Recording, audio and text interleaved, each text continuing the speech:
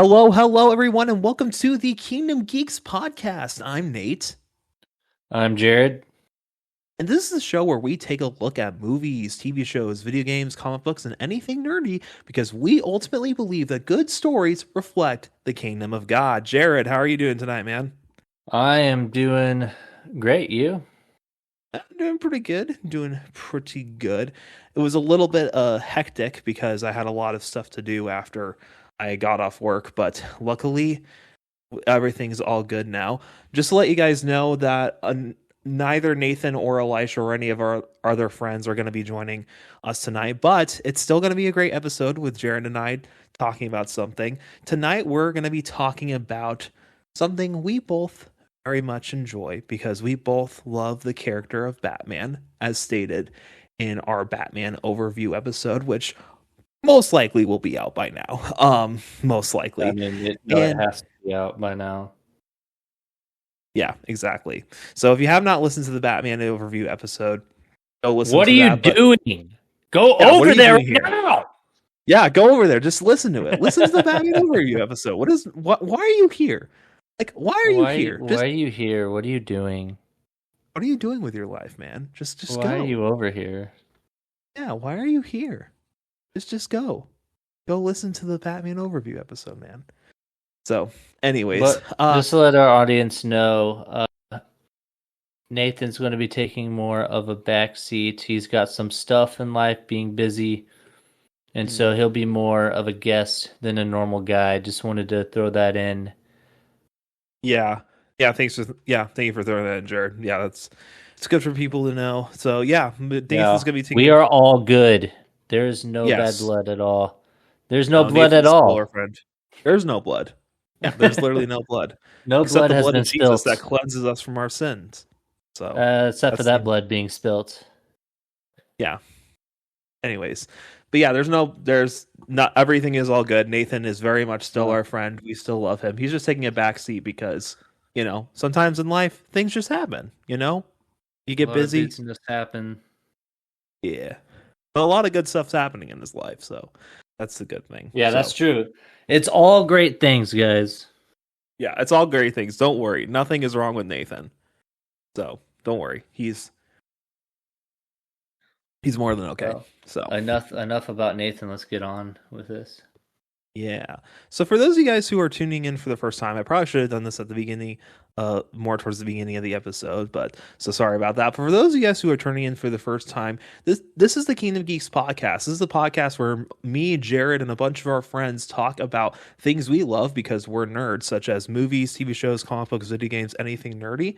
And the thing about us is we're also Christians. We believe that Christianity is true, that Jesus is the one true living God, and we also believe that all good stories ultimately have morals that reflect truths that are found in Christianity. The Bible teaches us in Romans 1 that the law is written on our hearts. So we believe that ultimately all good things, all good morality does come from God. So even if the storyteller wasn't intending to have a moral that reflects Christianity, ultimately things and deep truths such as love, good versus evil, telling the truth instead of lies, all these are things that we believe are rooted in the truth of Christianity. And so what we want to do as nerds who love Jesus is talk about the things that we love, such as movies and all this other TV shows, all the nerd stuff, and really point out the things that, hey, believe it or not, there are truths in this thing that actually can point to the truth of the gospel.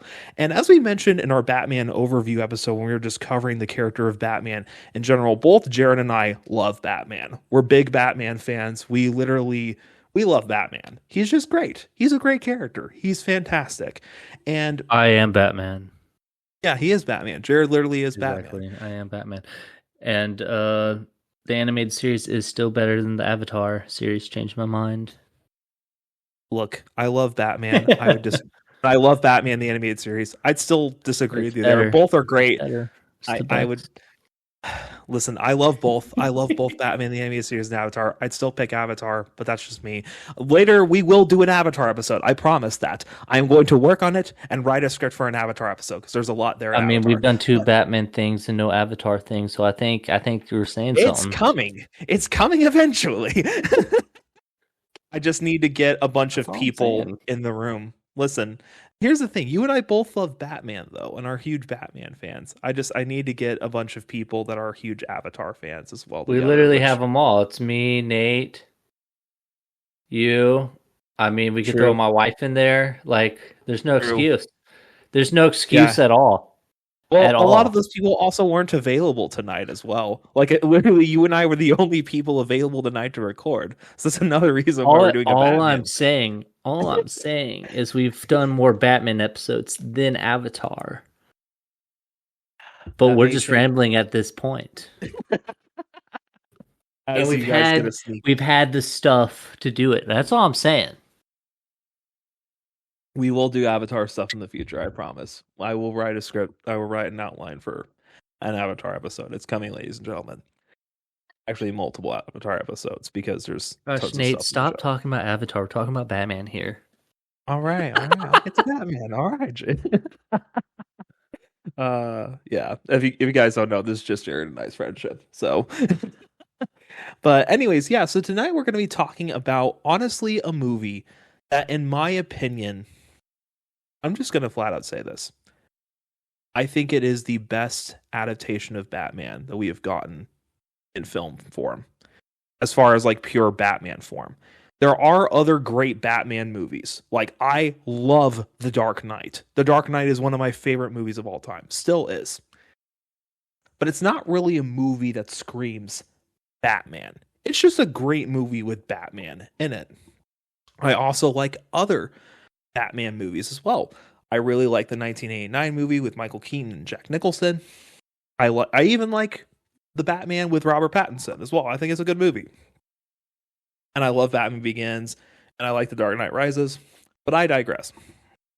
There is one movie, there is one theatrically released Batman movie that, in my opinion, is the best adaptation of what makes Batman who he is and the Batman that we read about in the comics and just everything you think about Batman.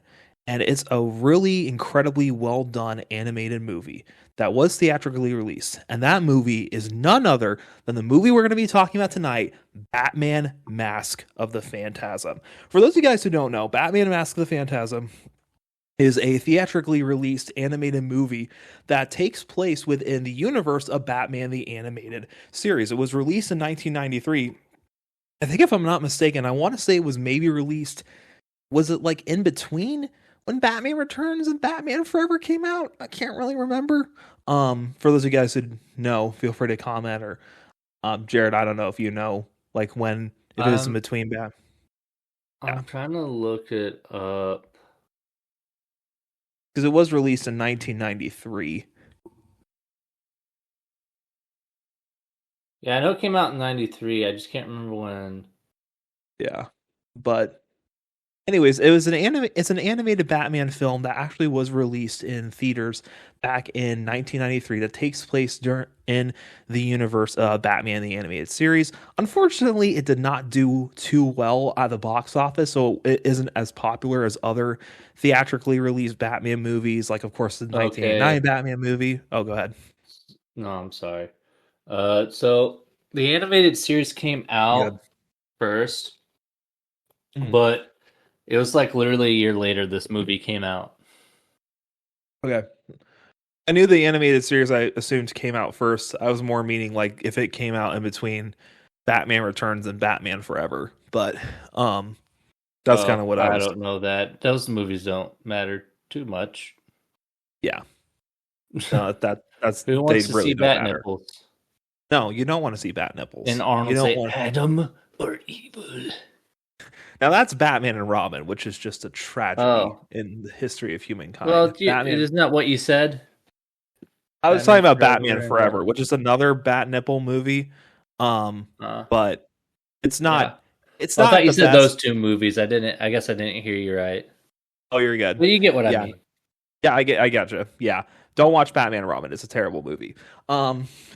But Batman Mask of the Phantasm basically tells the story of Batman the Animated Series. It takes place in this universe, and it tells the story of this new criminal that's on the scene called the Phantasm. The Phantasm is essentially a serial killer criminal who wears a mask, who basically takes on this persona that's very similar to the Ghost of Christmas Future in the story of A Christmas Carol. And the Phantasm basically starts murdering all of these mobsters in Gotham City. And Batman is trying to figure out figure out the mystery of who this figure essentially is. And while this is going on, a city council member is blaming these deaths on Batman. And as the story goes on, we find out a little bit more about Batman's backstory in this universe. We find out a little bit about a love story that he had, a little bit of an origin story, and some other figures come into the story as well. And ultimately, the story tells a really beautiful story of the difference between living in vengeance and doing what is right. And there's a lot here in this movie that covers the dangers of things like falling into revenge, themes of doing what is right in the end, and also themes of love and laying down yourself for someone that you love. And to me, I feel like this movie does a really good job of showing that. And so we're going to be covering those things in this episode of the Kingdom Geeks podcast and really show like how these things are actually rooted in the truths of the gospel and also in the truths that are found in scripture that are found in ultimately in Christianity. And so hopefully you guys can walk away from this episode as we discuss this movie and go, hey, you know what? That's not something that I saw in this movie originally, but maybe this actually does point to things that are found in Christianity. So hopefully you can walk away from this episode not only appreciating the movie more, but also appreciate the messages that the movie is trying to communicate. So anyways, without further ado, Jared, you ready to dive in? Well, are we wanting to give the ratings real quick before we dive in? We are going to. That kind of at the beginning. Yes, I was going to segue into that. That was the next thing I was going to segue into. Go for it. I was just doing my rambling and stuff beforehand. So, all right, let's go ahead and dive on in. So before we dive into the nitty gritty of the topics of this movie, one of the things we like to do in the Kingdom Geeks podcast is a couple of things. First off, just to give a couple of warnings about in case there's anyone who is not a fan of certain explicit content. The movie is violent. It has action in it. It does deal with death. Yes. I can't remember if there's any swearing in it, to my knowledge. I don't think so. I literally watched it today in order, to do this, and I don't think there was. I mean, like Joker did drug a guy and with his laughing stuff. So I mean, he did. That's the only other thing I can think of. Mm-hmm. Yeah. So I'd say the main thing is definitely violence and talking about death. So those are basically the main things. And also, spoiler warning for anyone who has not seen the movie, stop this episode right now and go watch it because it's really good. So anyways, let's go ahead and dive into our rating sections. This is basically where we give like our personal movie reviews, talk about what we liked, what we didn't like, and basically give it an overall rating out of 10. So Jared, what are your overall thoughts on Batman Mask of the Phantasm? Oh, you're going to hate me. You're going to hate me. Why? I'm just going to say it right now. You're going to hate me. Why is that? It's a total of 5, guys. What? No, I'm messing with you. Okay, I was like, "What?" I was like, "Hyped up this movie." no, I wanted to hype it real up just to get your reaction about that. But I do honestly give it an 8, though. I think it's a great movie, but I think that there's just better stuff in the animated series that I would give a higher rating to. I mean, like it kind of just go back and forth into flashbacks and kind of like what's happening now. A little bit slower. Like it is pretty creative what they did with his origin because you never really saw anything kind of like it. They basically did an origin without, going through the whole "my parents are dead" thing. Right. I saw them die, and I mean, like he does say that, but it's more of like him struggling with, do I become Batman or do I become a married man, really? Which it's an interesting take. But I think it's 8 overall. I think it's great, but I'm comparing it to other things that I saw in the animated universe, and I'm like, I love this so much better. This gave me so much Mhm. more joy from watching it. So, like I said, Mhm. great movie, but yeah, that's all I have to say about it. Yeah, no, that makes sense. I'm glad you gave it an 8 out of 5. I'm like, what? What? I'm like, Hey, what? normally, whenever I get like a rating like that, you and Nathan flip out. I'm like, sorry, I'm just speaking my opinions. I guess you're, I'm yeah. I mean, it's I'm your sorry if opinion. I You have have every different right to that. tastes. No, it's fine. I mean, honestly, you have every right to have your opinion. Yeah. I would. When you said that, I'm like, what? After I just hyped up this movie and called it like the greatest Batman movie ever. But yeah, no, I think eight's a fair comparison. So yeah, I really love this movie. It's so good. I feel like there's a lot of things about it that are incredible. First of all, the animation is amazing. Like the animation in the show is already amazing because it has like this very noir style to it and is drawn on black paper and it's just really really well done. And so you have that style, same style in the movie, but I feel like it's almost elevated because of it being theatrical as well. The score and the music in this movie is phenomenal. Like I love the fact that they took the theme from the animated series and basically added a choir. I just think Oh it yeah, like adds like that epic, almost gravitas type feel to it, which I'm a huge fan of adding choirs to things. I just think they yeah. elevate things and make things more epic. I honestly I feel like I would give this movie almost a 10, like a 9 or a 9. Maybe I'll land on like a 9. I'll probably give it a 9 out of 10 because I think most of it is fantastic. I think it's an incredibly done movie. The animation is good, the music is good. I think the story has amazing themes and really dives into a lot of the psychological stuff with the character of Batman that at this point in Batman movie history we haven't seen. We do dive into that a little bit more later on with the Nolan films, but at this point in Batman movie history we haven't seen it. So I think there's a lot there. Also, you can't go wrong with Kevin Conroy as Batman and Oh Mark no. Hamill as the Joker. You can't go wrong with that duo. Well, It's just yeah. yeah. And then I also feel like there are better Batman animated movies that are out there. Like I do think that from what I remember, Return of the Joker is a better movie. I can't remember if the Mr. Freeze one is better, but like I'd have to It's been a long time rewatch since I've that because seen it's been the a Mr. yeah. Freeze one. But from I remember more of that than I did of this before I Hmm. rewatched it. So that's just what I think. I think that there are definitely better ones, but I don't want to keep on procrastinating. Let's jump on into it. Okay, cool. Yeah, I mean, I have some more thoughts on Oh, it then share compared them. to other Share movies, them. but Share them. Share them. I like Batman Beyond Return of the Joker, but I actually think I prefer Mask of the Phantasm. I think Return of the Joker has good moments, like especially the flashback scene with the Joker messing with Robin. That scene is just so freaking messed up. It's a great scene though, but It gets in your I don't head. know. It really does get in your head. It's It's like like the the most messed up yeah. thing he's ever done. Oh, it's so messed up.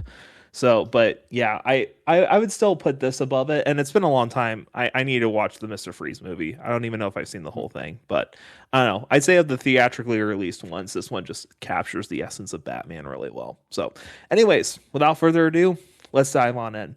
So, I gave a summary of the movie overall, and there is going to be spoilers from the movie as I warned as well. But throughout the movie, I kind of saw three major themes in this movie. So, the first theme that I saw in this movie is the theme of love. So, throughout the movie, the story is kind of told a lot in flashback forms. And this is really one of the few times, maybe not few times, that we see the character of Batman dive into his love life in the way that this movie does. So, in the movie, it shows Bruce Wayne basically essentially trying to become Batman, but he's still learning a little bit of what it means to be a crime fighter who's trying to avenge his parents. But along the way, he meets this girl named Andrea. and Bruce falls in love with Andrea. And these two have such good chemistry together. Like they're genuinely happy together. And there's so many parts within the movie where it shows Bruce and Andrea's relationship as being this really, really beautiful thing that brings Bruce joy. So much so that he decides to essentially at one point in the movie, instead of becoming a crime fighter, he decides he loves Andrea so much that he's willing to lay that down so that way he can be with her. There's this really beautiful scene in the movie where Bruce is at his parents' grave where he's like, I know like what I made a promise, but I didn't plan on being happy. It's like, oh, that's such a good line. That's so heartbreaking. But Bruce loves Andrea so much that he's willing to lay down the idea of being this crime fighter so that way he can be with her. In John 15:13, in a similar way, Jesus says there is no greater love than to lay down one's life for one's friends. So Jesus talks about laying down our personal desires so that way we can love each other very well and to lay down our lives for our friends. In a similar way, Bruce was willing to lay down his life for Andrea. We recognized that he loves her so much, and he realized that there was joy and fulfillment in genuinely loving her. Now, granted, it's a different kind of love than what Jesus is talking about. Jesus is talking about just love in general, whereas Bruce and Andrea's love is more of a romantic love. But I do think that this can serve as a good example for us to recognize that, hey, sometimes we do need to lay down certain things for the people that we love, whether it's our friends, whether it's our family, whether it's our spouses. Ultimately, a great way of showing love is saying, hey, you matter more to me than this thing. So for example, with my wife and I, like, sure, like I can want to do things like just veg out and watch TV all day, but it would be greater to be with her, to love her well, to be there for her emotionally and to care for her. And ultimately, I know it may seem like a little bit of a stretch, but I think that Bruce does show that he's like, no, I love Andrea. I want to be with her, and she is the person I want to be with. And ultimately, their love story does unfortunately end in a tragic way because Andrea's father gets in trouble with the mob and they have to run away and leave the country. And Andrea breaks Bruce's heart, and this tragically is what motivates him ultimately to becoming Batman. And so, I don't know, for me, I think that their love story is such a tragic example of someone who had genuine love for somebody, but it ended in a wrong way. But to me, like, I think Bruce's love for Andrea can be an example of us that we can be able to lay down certain things so that way we can love those around us. So, yeah, Jared, I don't know if there's anything you want to add to that. No, not really. I think you did good. Cool, thanks. So, anyways, so we see that in the story of ultimately Bruce's love for Andrea driving him to even being willing to give up the idea of being a crime fighter to avenge his parents' death. But ultimately, I think Andrea breaking Bruce's heart and driving him to become Batman, I think actually makes him a better crime fighter in the end, because we in the movie see the opposite of that in what happens to Andrea in the story. So later on in the story, not in flashback form, we go to modern day Gotham City, and Andrea actually returns to Gotham. And there is this masked figure called the Phantasm. The Phantasm, like I said earlier, is a serial killer that looks a lot like the ghost of Christmas Future, which is supposed to recognize that. And the Joker even says that. Oh, I forgot about that. Yeah. Huh. Yeah, because like they're like even the council person's like, oh, Batman did. It's like, it's not Batman. He looks more like the ghost of Christmas future or whatever he says, you know. Looks like the ghost of future. Yeah. Of Christmas future. I love I thought you were saying that Joker because of that scene.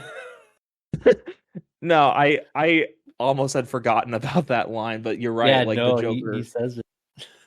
Yeah, but yeah, it's I love Mark Hamill's Joker so much. He's such a Yes, freaking good Joker. best one. But yeah, so the Phantasm starts actually killing a lot of the mobsters that were connected to Andrea's father, and this happens while Andrea is actually in Gotham.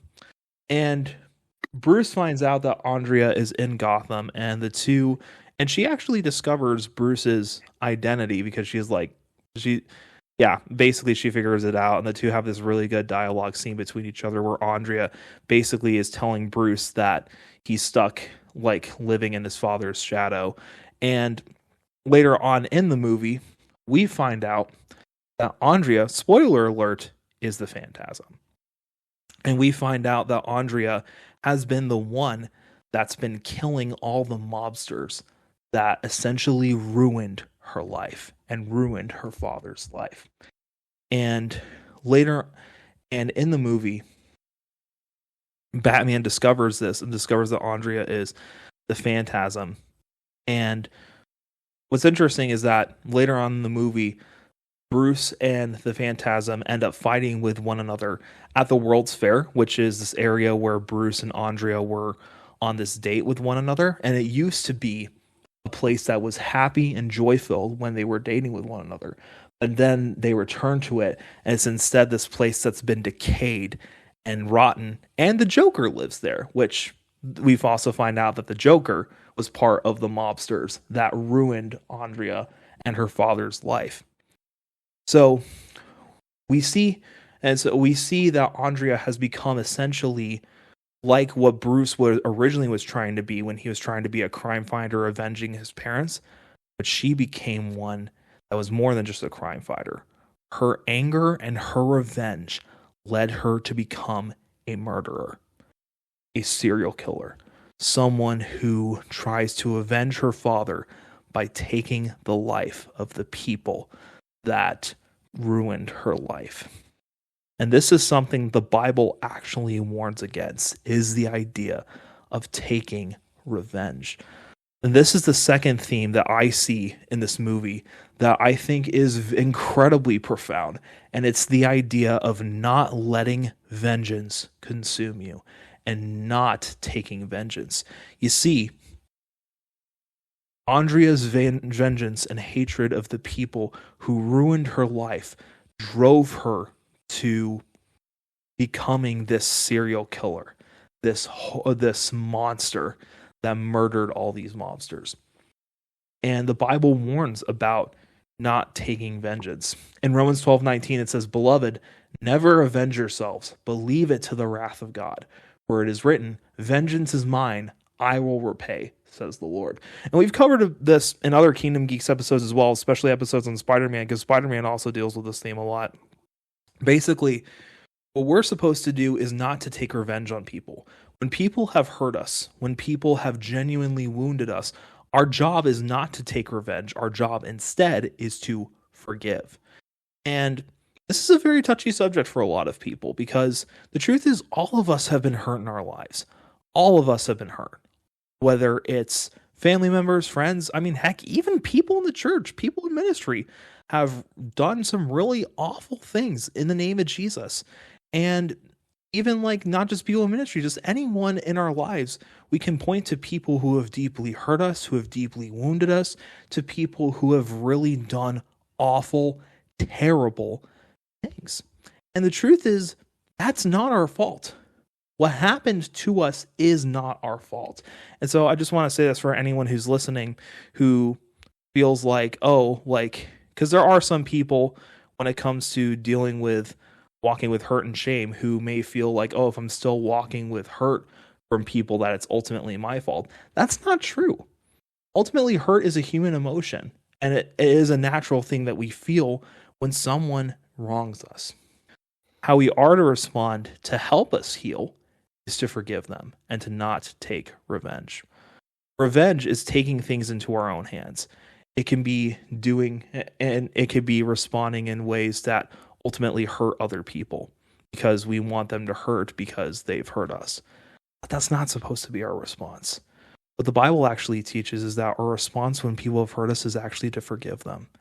And what Paul writes about in this verse in Romans 12 is that when people have wronged one another, God is a God of justice. And so, in the end, if people haven't repented of the things that they've done, God will take care of it in the end. But that's not our job. Our job is not to take things into our own hands. Our job is never, ever, ever to take things into our own hands. Our job is to forgive people who have wronged us and hurt us and trust in the Lord and even to love them. We're supposed to respond to hate with love. Jesus even says to love your enemies and to pray for those who persecute you. So when we've been wronged, our response should not be one of anger, hatred, and vengeance. Our response should be of love. So I would encourage people, if you're a Christian, um, or even if you're not a Christian, like pray is to do things to bless that person. Like, um, you can pray for them. You can pray for them to become saved if they're not a Christian. Or even if they are a Christian and they've hurt you, because honestly, we have, as Christians, have done awful things in the name of Jesus, and it's terrible. So we should, if you've been hurt by Christians, I just want to say, first of all, I'm sorry. I'm sorry that you have had a horrible representation of the body of Christ. That is not the way of Jesus at all. And how we should respond is one of love. We should always respond to hatred with love when wrong has been done to us. And so vengeance consumed Andrea and drove her to become the murderer known as the Phantasm. But that's not what we're supposed to do for us. Instead, what we should do is forgive those who have wronged us, to pray for them, to love them, and to bless them. And yeah, to basically respond to hatred with love. So, hey, Jared, do you have any thoughts? Yeah, Jesus gives many parables about forgiving. And even, there's a guy that comes and says, hey, like, am I supposed to forgive, 7 times? And Jesus basically says, nah, but 70 times 70 or something like that, which basically means So like just answer.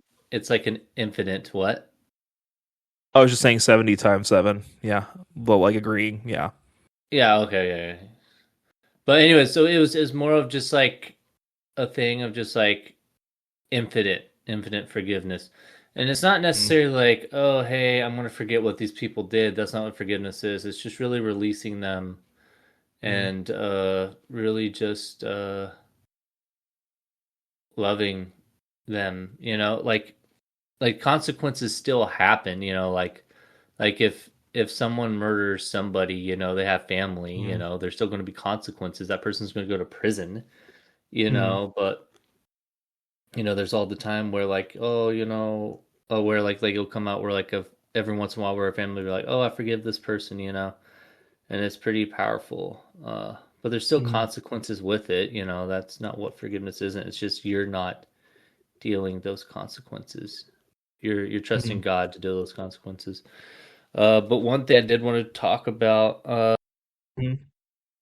and it's shifting it a little bit, but it seems like we're Yeah, you're done good. with that part. It's more of Bruce's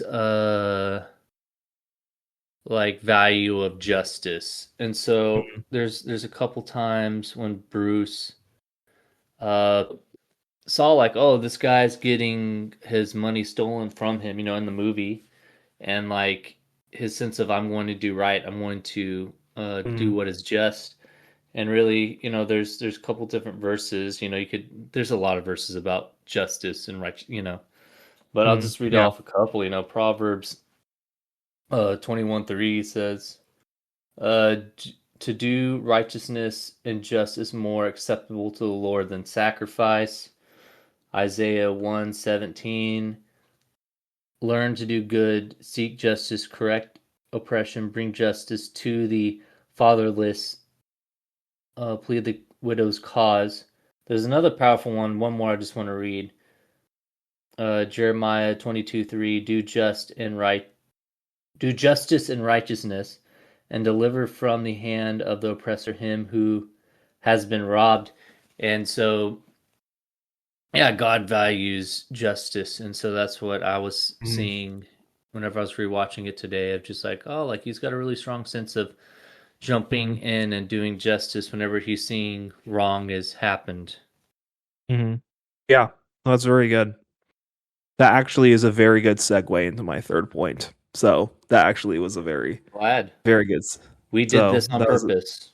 It totally wasn't an accident. totally wasn't an accident. Totally prepared for this. But one of the third thing I saw in this movie that I think is a huge. This might seem like a little bit of a stretch, but Jared was talking about it a lot because it's also deeply enriched within the character of Batman. And one of the biggest things I saw in this movie that I think could be a takeaway is doing what is right, ultimately in the end. So while Andrea let vengeance consume her, so much to the point where she started killing people, started murdering people, Batman had a different response. One of the beautiful things I appreciate about this movie is that both Bruce and Andrea have had similar experiences of losing a loved one and losing. Bruce lost his parents. Andrea lost her mother. Correct me if I'm wrong. I may seem like a fake Phantasm fan, but I can't remember what it said about her mother.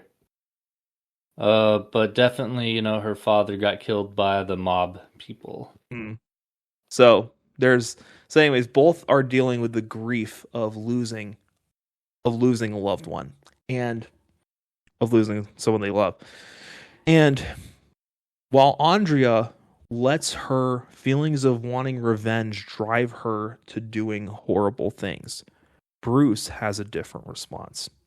You see, while Batman in the beginning may have been a symbol of vengeance, and even in the animated series, like Batman even mentions that in a really, really, really cool scene in the episode where the Scarecrow first shows up. He calls himself, "I am vengeance, I am the night, I am Batman."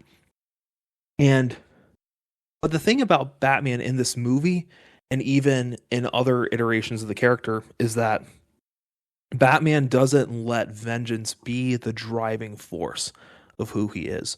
Ultimately, what Batman decides to do is, instead of letting his feelings of vengeance consume him to the point where he's doing wrong, instead, he lets his feelings of justice drive him to do what is right. And that is to fight crime, to stick up for the underdog, to ultimately bring good into the city of Gotham. And so instead of, we have the contrast of Andrea's feelings of anger driving her to revenge, we have the character of Batman letting the injustice of what happened to his parents drive him to stepping up for what's right.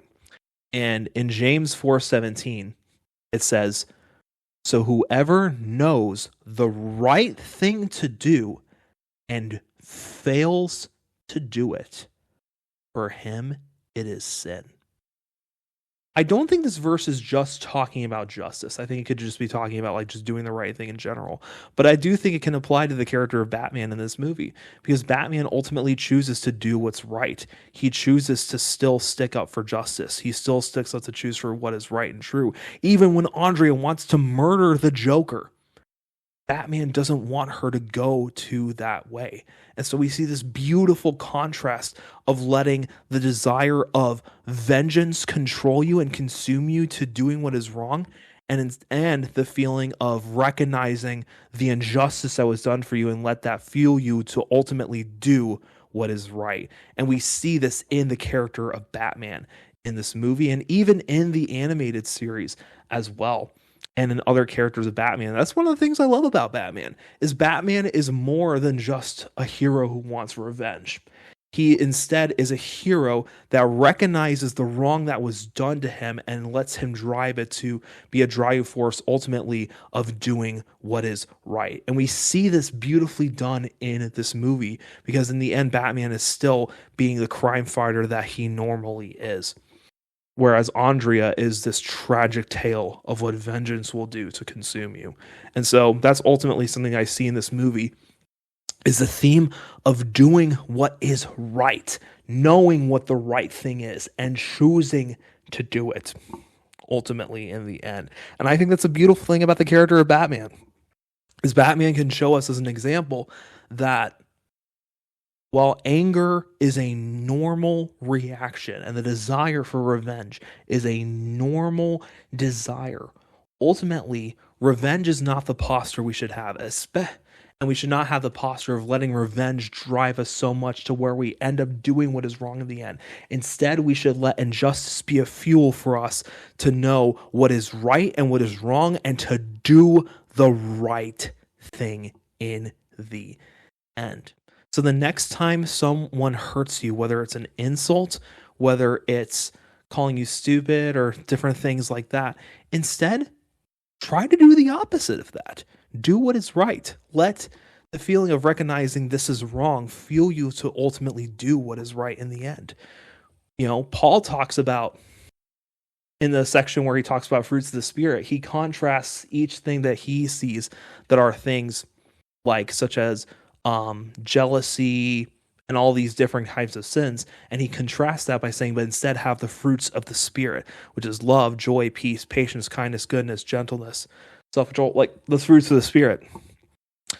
And I think ultimately what we can learn is don't let injustice be a fuel for you to do what is wrong. Instead, let injustice be a fuel for you to do what is right. So, Jared, do you have any other thoughts? No, we can move on if you have nothing else. Yeah, that was basically those are basically the three things that I see in Batman Mask of the Phantasm.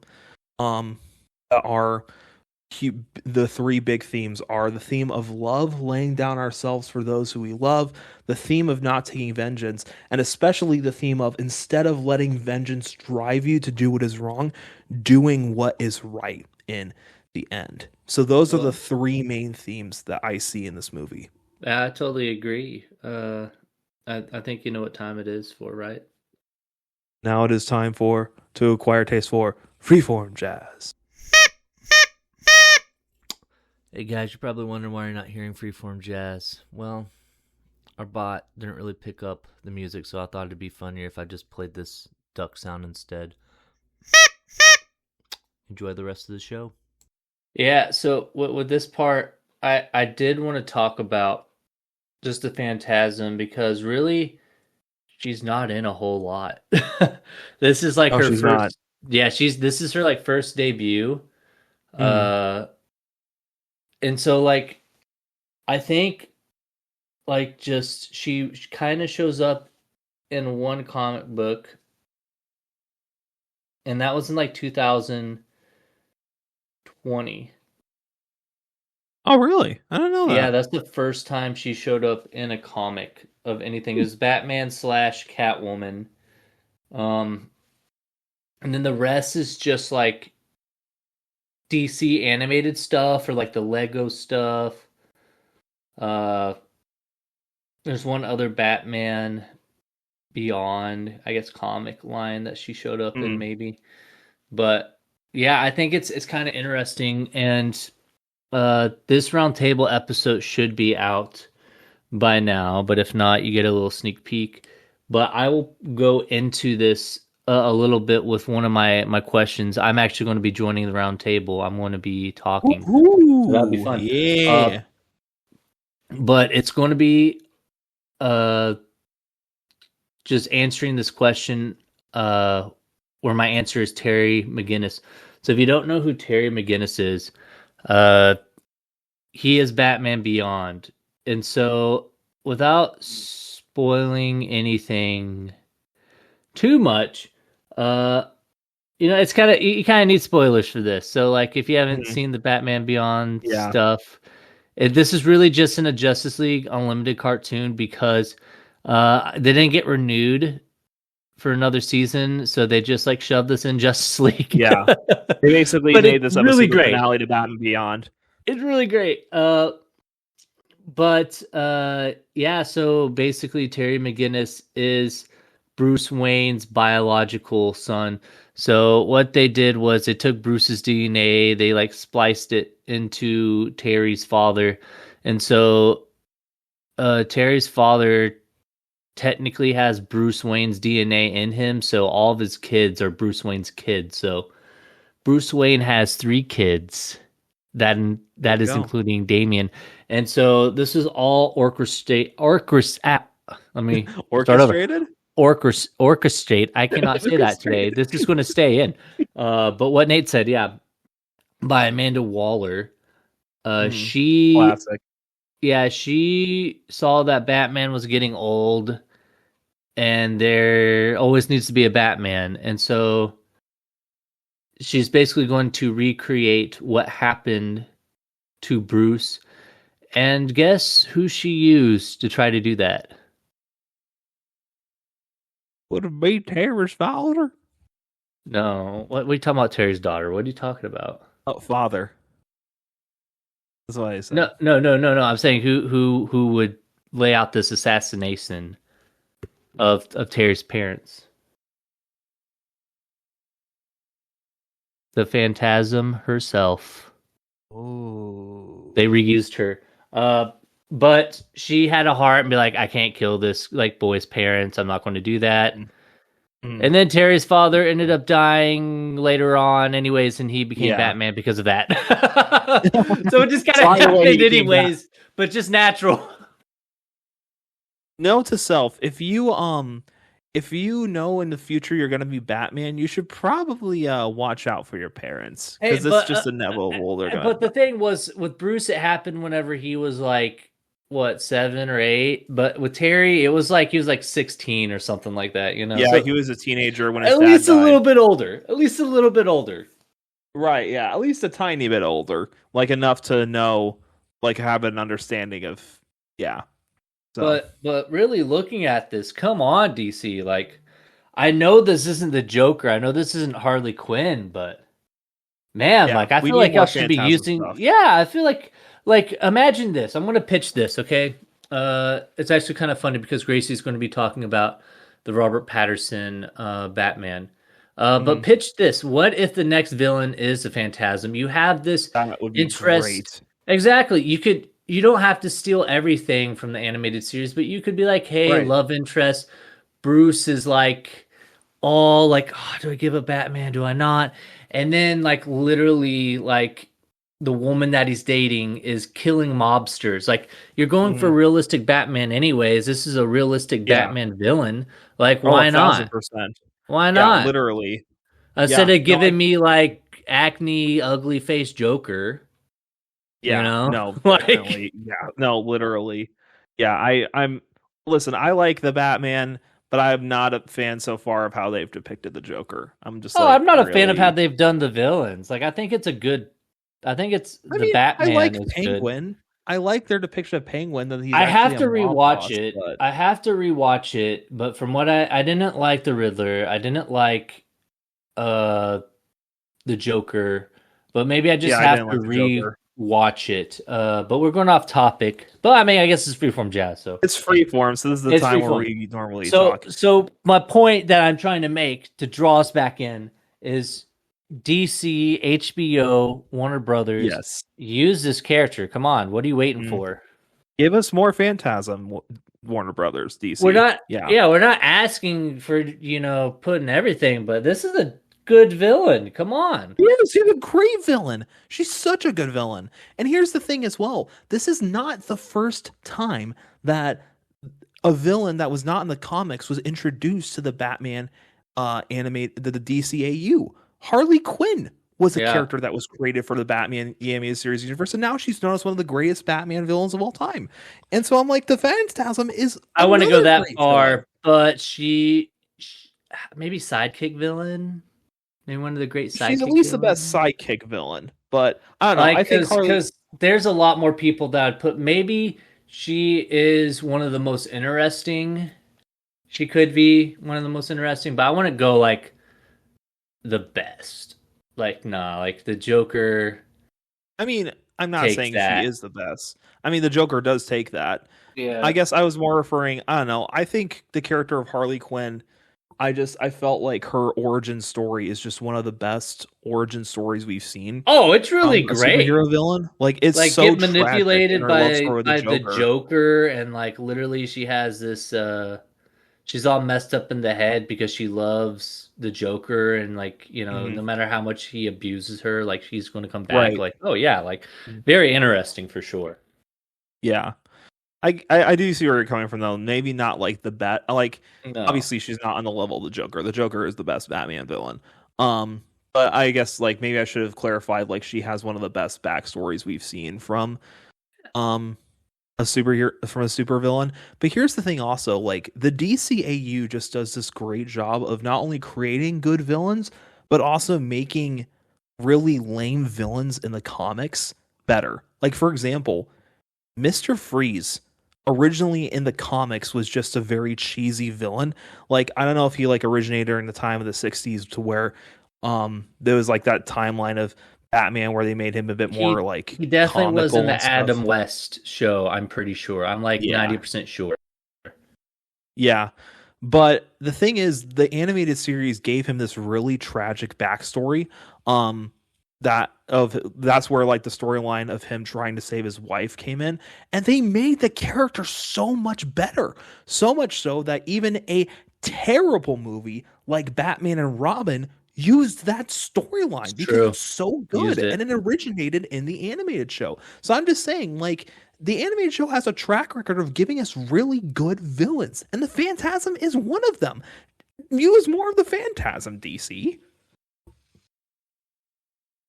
Well, you know what? If you work for DC, show them this podcast right here. Yes. We are fans, and we will work for DC and make it better. Make DC, yeah, I agree. 1,000 times. I completely agree. Yeah. Get two random guys' opinion on the internet and let us work for you. Two guys that have never written any or drawn for any comic books in their life. Never. We're just a bunch of nerds who like Batman to say, hey, we know how to fix this DC. Hey, but we did start Kingdom Geeks, so that is something, you know. Yeah, I mean, Nathan, we did something at least. We did something with our lives, you know. We've done at least something in our lives, which is more than what other people have said. So that's at least, well, that sounded really prideful. Sorry, I should not have said that. But I will say this, DC, just let me and Nate help you, at least in the movie yes. part. We'll be great. Yeah, so I'd love to see the Phantasm, and honestly, I would really be thrilled about the like seeing a live action Phantasm in the Robert Pattinson universe would be really, I could see them doing a really great job with that, especially since they are trying to do more of a like kind of like realistic take on Batman and stuff. So yeah, I completely agree. I'd like to see the Phantasm more. But also, here's another thing about this movie, just speaking about villains. This movie has some of the best Mark Hamill Joker moments. Like, just some of the best. Like, for example, like the lines he says, like, can't be too careful with all those weirdos. And like, even when he like goes into like the city council's like apartment, members' apartment and stuff, and he's like, you, me, Sally, and the gang. And just he has such iconic lines. And I wouldn't say they're like the best of his lines, but I will say they are good. You know, I will say they're pretty great. You gotta admit though, that laugh he gives when the World's Fair is blowing up, that has to be at least one of the top 5 Joker laughs of all time. I mean, I'm not saying it's not great. I'm just saying like you're comparing that to a lot of things he's done, and I've seen him better. That's all I'm saying. But I did like the joke of the Ghost of Christmas Future thing that he did say. And then, I mean, this isn't necessarily because of Mark Hamill, but I do love the scene where Batman goes to interrogate the city council member, and like he's got that Joker laugh stuff in him, and like he's interrogating while he's like terrified and laughing. It's like so hilarious. It's like it's just so funny. Like the doctor's trying to calm him down. They leave, and then like Batman stirs that stuff up in him, and you can just see the fear in his face, but he can't help but laugh. No, the DCAU's version of the Joker is definitely one of, if not the best, like on-screen vision of the best Joker we've had. I do still love Heath Ledger's Joker a lot because it's just a great performance. That's definitely like a different version, and it's definitely the best live action. But like Mark Hamill, hands down.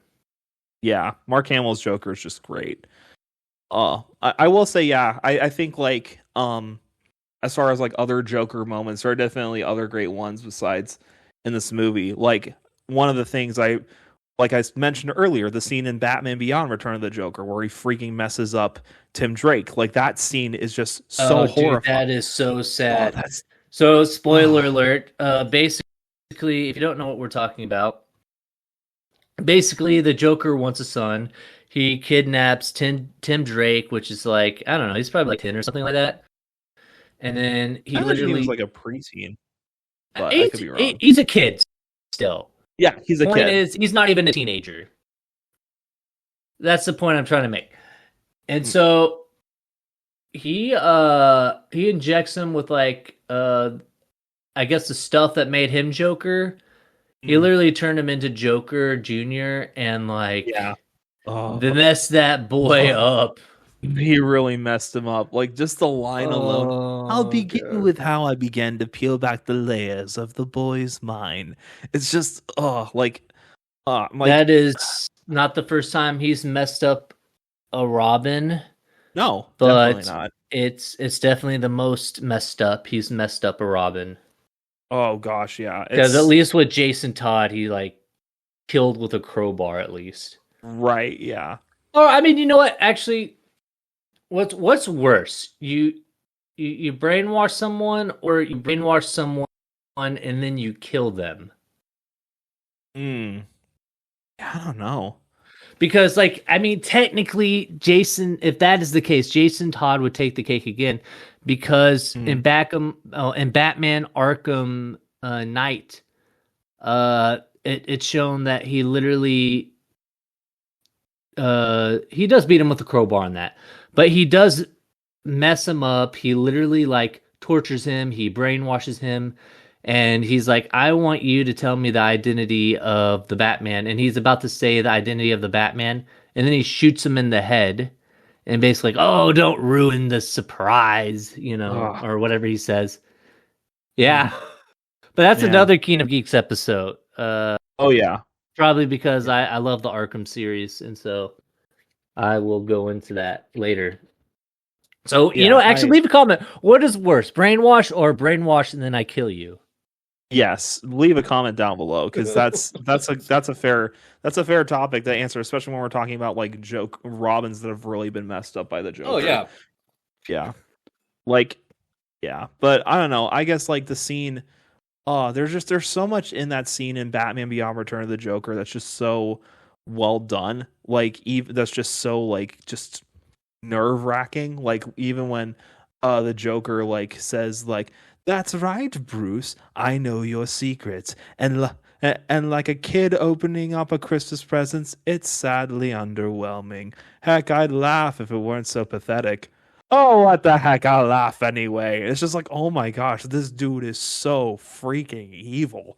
Yeah, he's a Joker, man. Yeah. But yeah. Anyways, we'll talk about some of the stuff a different time for sure. I know I'll probably mention it in the next Kingdom Geeks Roundtable that I am actually doing. It's probably out by now, so go listen to it. Yeah, go listen to it. So Cool. Well, thank you guys so much for listening to this episode of the Kingdom Geeks Podcast. Thank you guys so much for tuning into this episode, and hope you guys can join us on this journey as we take a look at movies, TV shows, comic books, video games, anything nerdy, and some of the greatest stories ever told, and help you realize that, believe it or not, the good stories actually can reflect the kingdom of God. If you guys are listening to us on Spotify, be sure to leave us a like, give us a follow on Spotify, do what you do on Apple Podcasts. If you're listening to us on YouTube, be sure to leave a like, comment, and subscribe to our YouTube channel. Turn on the bell for notifications. And yeah, thank you guys so much for listening to this episode of the Kingdom Geeks Podcast. And remember, good stories can reflect the kingdom of God. I'm Nate. This is Jared, and we hope you guys have a great rest of your night, morning, evening, wherever you're listening to us. Have a great time, y'all. Bye.